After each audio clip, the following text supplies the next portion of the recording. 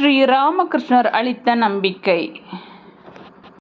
நரேந்திரர் தனது தந்தையை இழந்து எல்லையில்லா துயரத்தில் ஆழ்ந்திருந்த போதிலும் ஸ்ரீராமகிருஷ்ணரின் நினைவுகள் நரேந்திரருக்கு நம்பிக்கை ஒளியாக திகழ்ந்தன. ஒரு வாரத்தில் ஸ்ரீராமகிருஷ்ணரை சென்று கண்டார் அவர். தீட்டு நாட்கள் இன்னும் கழியவில்லை. அவர் இன்னும் தீட்டுச் சடங்குகளுக்கான உடையுடனேயே இருந்தார். ஸ்ரீராமகிருஷ்ணர் 2 மாதங்களுக்கு முன்பு கீழே விழுந்து அவரது கை எலும்பு பிசகியிருந்தது. கையிலும் கட்டு போடப்பட்டிருந்தது. வலி இன்னும் இருந்தது. நரேந்திரர் சென்று மற்ற பக்தர்களுடன் அமர்ந்து கொண்டார். பிரம்ம சமாஜ பக்தரான திரைலோக்கியர் பாடிக்கொண்டிருந்தார். நரேந்திரரின் துயர் கண்ட ஸ்ரீராமகிருஷ்ணரின் வேதனை வார்த்தைகளுக்கு அப்பாற்பட்டதாக இருந்தது. இருப்பினும் அவர் நேரடியாக எதுவும் நரேந்திரரிடம் சொல்லவில்லை.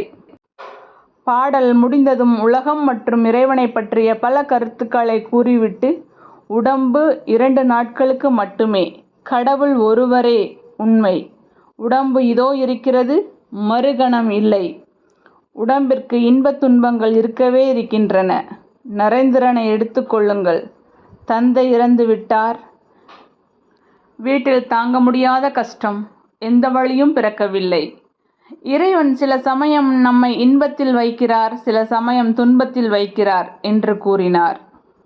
நரேந்திரனுக்கு இன்னும் கருணை காட்டவில்லையே என்று இறைவன் மீது ஸ்ரீராமகிருஷ்ணர் கோபத்துடன் பேசுவது போல் இருந்தது. இடையிடையே அவர் நரேந்திரனை அன்புடன் பார்த்தார்.